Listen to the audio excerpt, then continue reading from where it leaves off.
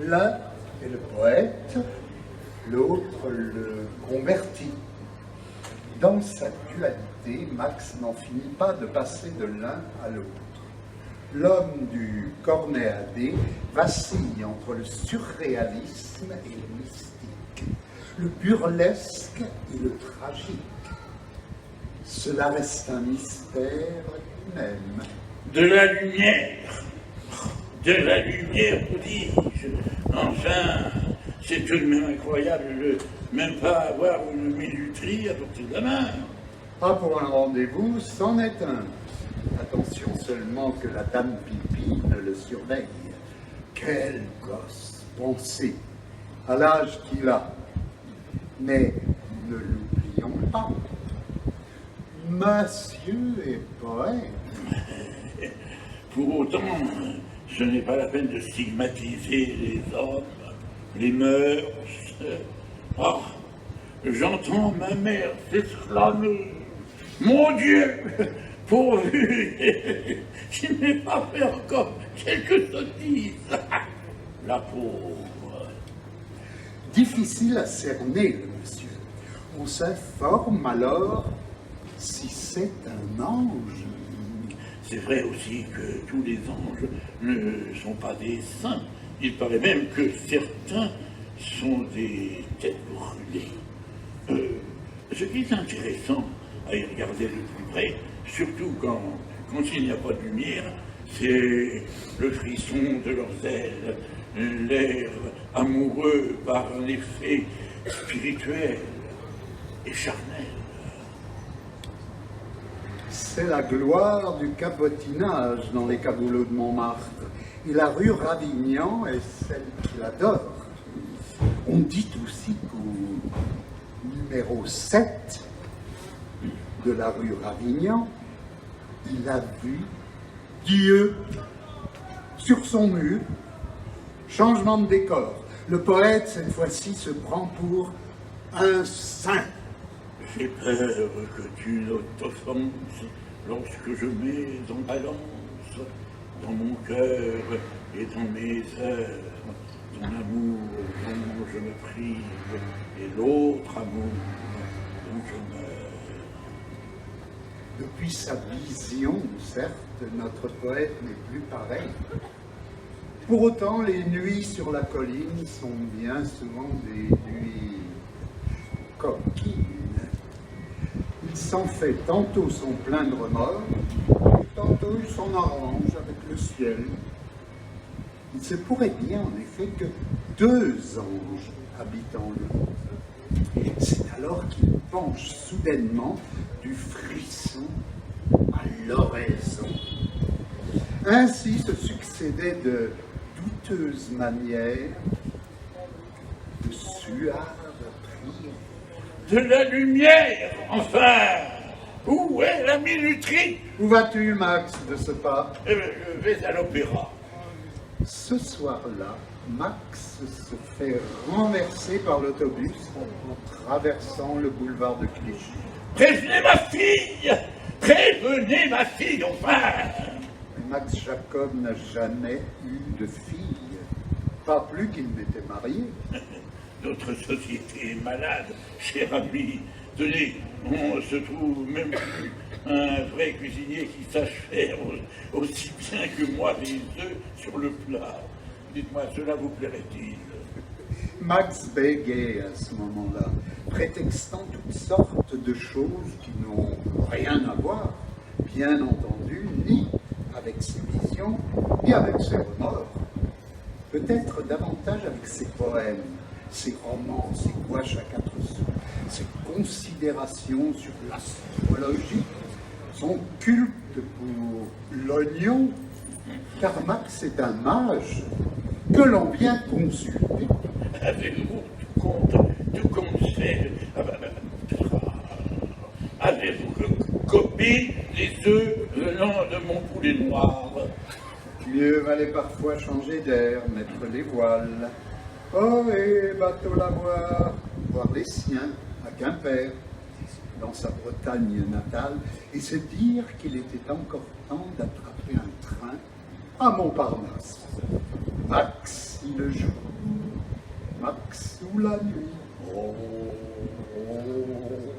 dualité d'un moine sur les planches.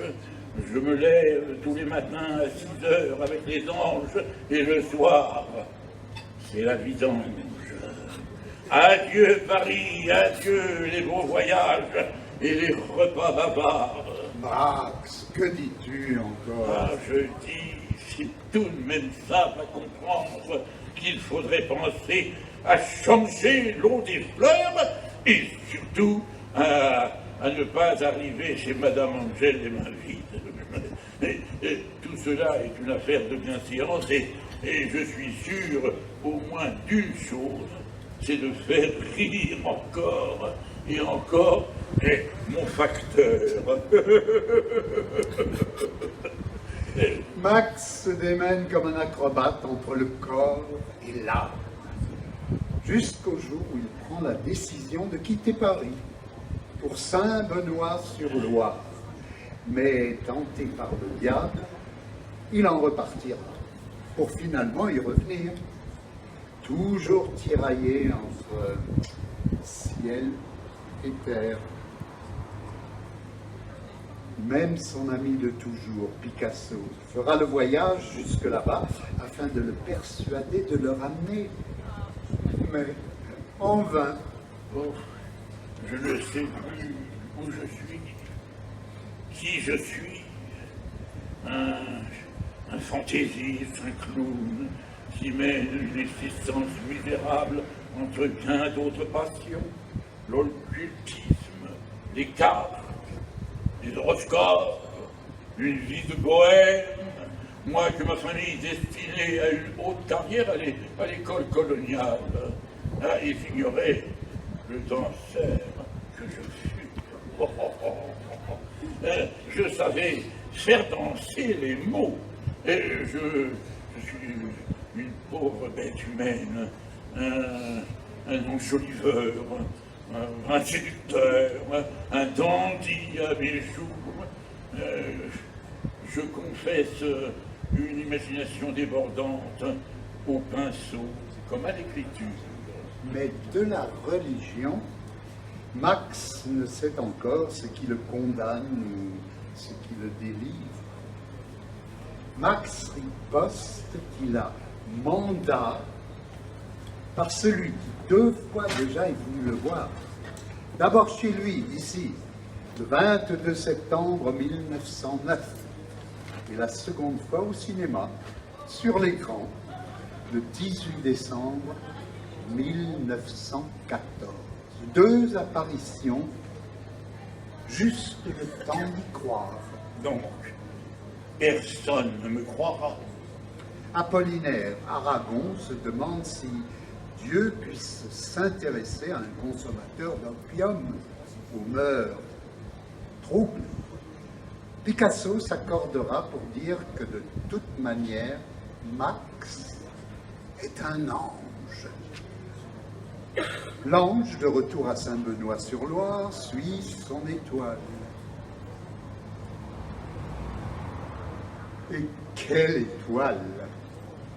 Dans l'œuvre poétique qu'il écrit au fil des jours, quelques amis cherchent à prendre des conseils. Il leur répond, jouant toujours avec les mots et les formules. 1944. L'atroce guerre traque les étoiles. Mais qui voit les siens, Max, qui voit les siens déportés, attend son retour. Le diable en rit. Et moi, terrible juif errant, peintre, poète et mauvais pauvre, j'attends le dernier jugement pour te sortir du poivre. Oh, oh, ma cuirasse en diamant. Enchanté, lui dit le diable en cornéguêtre. Approche-toi du feu, il fait si froid dehors. Que me veux-tu, affreuse bête hybride? alors que tu m'as déjà dévoré de partout. Tu as pris mes meilleurs amis, tu as pris ma famille. Je me demande quelle complicité je puis avoir avec toi. Passe ces présentations. Je m'en dispenserai. Pour quelle raison t'en prends-tu aux étoiles? Tu n'es pas assez sûr de toi-même qu'il te faille t'accompagner d'une armée? Ils ont des ricanements affreux. Ils descendent de la montagne avec des cris. Ils paraissent ivres. Ils ne le sont pas. J'essaie de courir, mais je sais bien que ce n'est pas possible. Le pire, c'est la fin de tout. Ces hommes noirs et masqués, le dernier supplice, ceux qui auront résisté seront plongés dans l'eau bouillante, et pas un souvenir consolateur. Éveillez-moi de ce sommeil de la sueur et du meurtre. Éveillez-moi avant que je m'endorme. Les rues de Saint-Benoît sont vides. C'est l'hiver infernal. Le diable est toujours là, ruminant son complot. Il repère son adresse, se renseigne auprès de quelques indiques. Maxou l'aperçoit, court hâtivement chez lui. Le diable sort de l'église, le poursuit, monte 4 par 4 les escaliers. Le diable dérape, demande si Max Jacob habite bien ici, bondit jusqu'à sa porte, frappe 3 coups secs. Le souffle encore haletant, Maxou répond qu'il n'est pas là, qu'on est prié de ne pas le déranger, qu'il écrit, qu'il prie, qu'il danse, qu'il peint, qu'il a dû renoncer à un déjeuner, que de toute manière il ne fume plus, qu'il cherche des bonbons dans un tiroir, que son matelas est usé, que sa montre avance, qu'il jouit des agréments d'une fleur, qu'il cherche son échelle et que désormais l'accès de l'abbaye est interdit pendant ses heures de sieste. Le diable insiste et lui ordonne d'ouvrir. De qui avez-vous mandat? De Dieu, s'excuse le diable qui sait si bien y faire dans les simulations. Maxou ouvre la porte. Il m'a paru plus conforme à la règle de vous faire céder par plus haut gradé que moi, dit le diable. La voiture est là, qui t'attend, à Paris. Qui a vu le crapaud traverser la rue? C'est un tout petit homme, une poupée, mais pas plus minuscule. Il se traîne sur les genoux. Il a honte, on dirait. Non, il est rhumatisant, le jambe reste en arrière, et il le ramène. Où va-t-il ainsi? Il sort de l'égout, pauvre clown. Personne n'a remarqué ce crapaud dans la rue. Jadis, personne ne me remarquait dans la rue. Maintenant, les enfants se moquent de mon étoile jaune.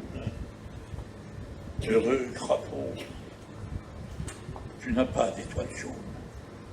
La voiture s'en retourne au dédale de grands éclats de rire. C'était un horrible spectacle, paraît-il. Pour se sauver de l'incendie, les arbres alignés emmènent leurs petits. Enfin, leurs bras tombaient découragés, connurent la douleur d'être âmes. Puis, Maxou disparaît, à tout jamais. On ne le revit plus. On sait juste que dans le train qui le conduisait dans l'enfer, il s'entretint longuement avec le soleil, qu'il chantait, qu'il riait encore. qu'il pleurait, qu'il priait. Je n'oublie personne. Mes prières continuelles. On sait aussi qu'à l'heure du petit jour, le 5 mars 1944, quand le soleil montait à son échelle, Maxi Maxou s'est envolé comme un ange. Le diable aujourd'hui n'en rit plus. Camp de Drancy, 6 heures. Mes vêtements sur la chaise étaient un pantin